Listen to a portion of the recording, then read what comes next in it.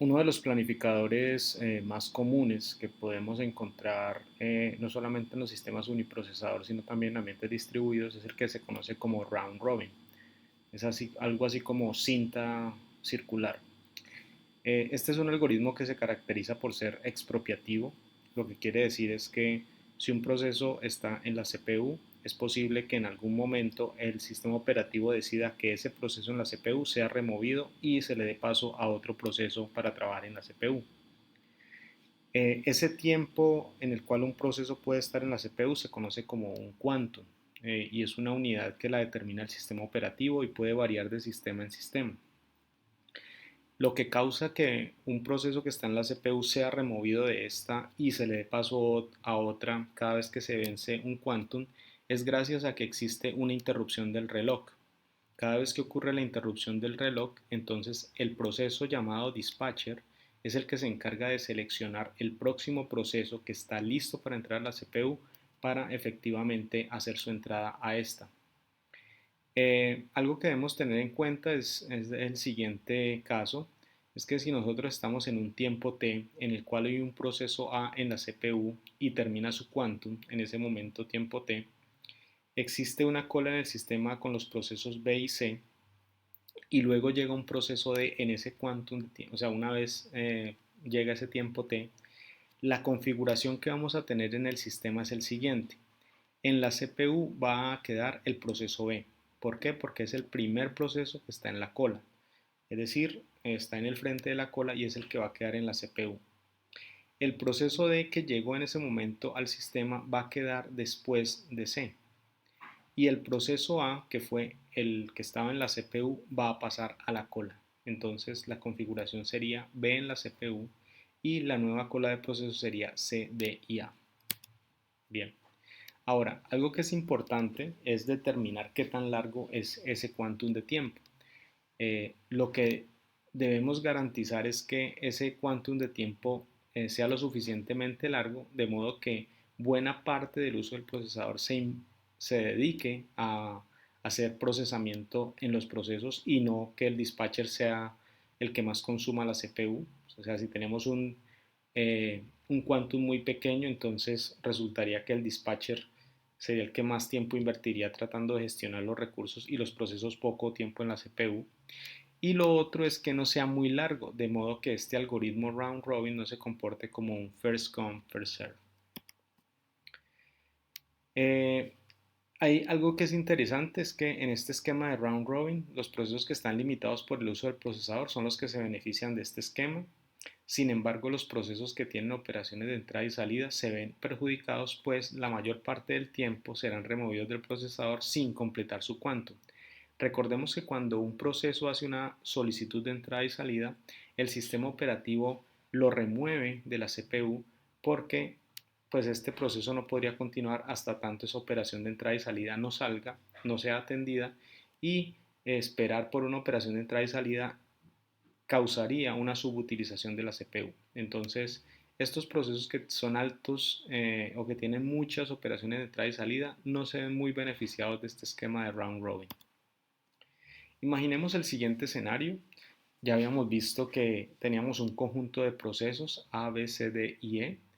Cada uno tiene un tiempo de llegada. El A llega en el tiempo 0, el B en el tiempo 2, el C en el tiempo 4, el D en el tiempo 6 y el E en el tiempo 8.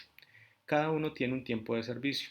El A tiene un tiempo de servicio 3, el B tiene un tiempo de servicio 6, el C un tiempo de servicio 4, el D un tiempo de servicio 5 y el E un tiempo de servicio 2.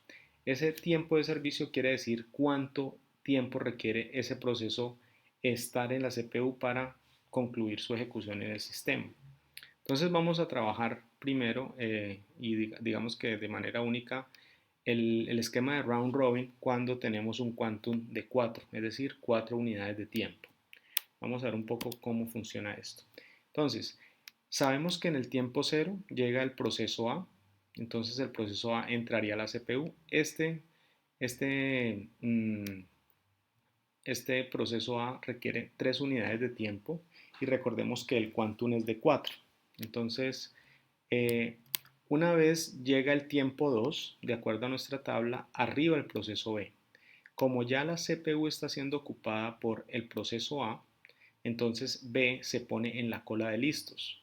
Correcto.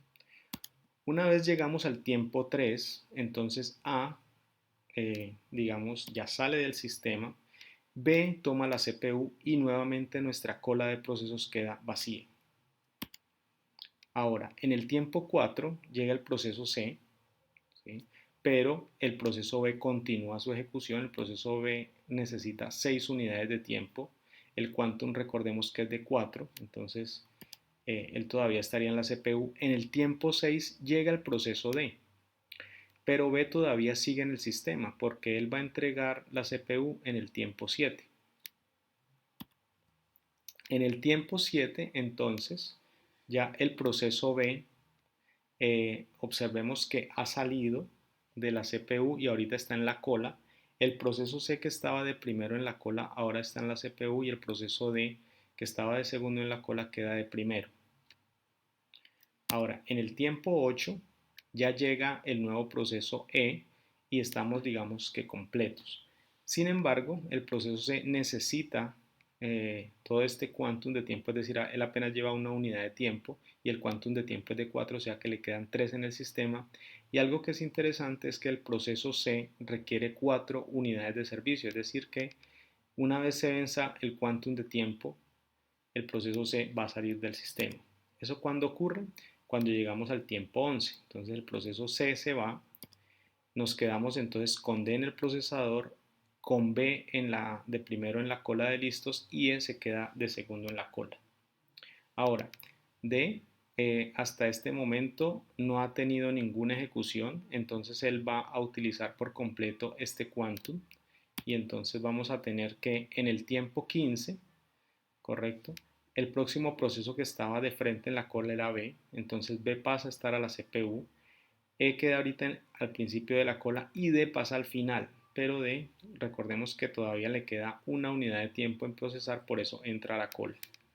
B, eh, recordemos que tenía 6 unidades de tiempo, pero ya había ejecutado 4, es decir que le quedan 2 pendientes, retoma en el tiempo 15, es decir que va a salir en el tiempo 17, en el tiempo 17 B se va y ahorita el que estaba de primero en la cola que era E vuelve y toma la CPU.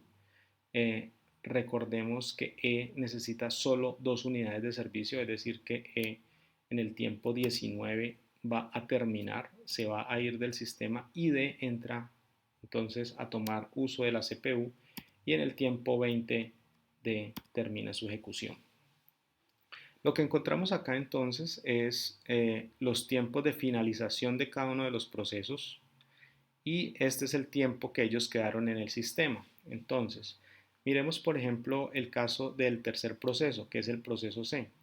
El proceso C llega al sistema en el tiempo 4, ¿está claro? Y el proceso C sale de la CPU entonces en el tiempo 11, sale en el tiempo acá. Entonces, el tiempo en el que él termina es en el tiempo 11, ¿estamos claros? Él llegó en el tiempo 4, entonces 11 menos 4 me da 7. Eso lo que me está diciendo es que el tiempo que el proceso quedó en el sistema fue de 7 unidades. Ahora entonces lo que hacemos es dividir 7 entre 4. Recordemos que TR es el turnaround time. Y entonces dividimos 7 entre el tiempo de servicio que es 4 y eso nos va a dar 1,75. Entonces esas mismas operaciones se hacen con los demás procesos que tenemos en nuestro sistema. Y esto es lo que hemos visto acerca del round robin.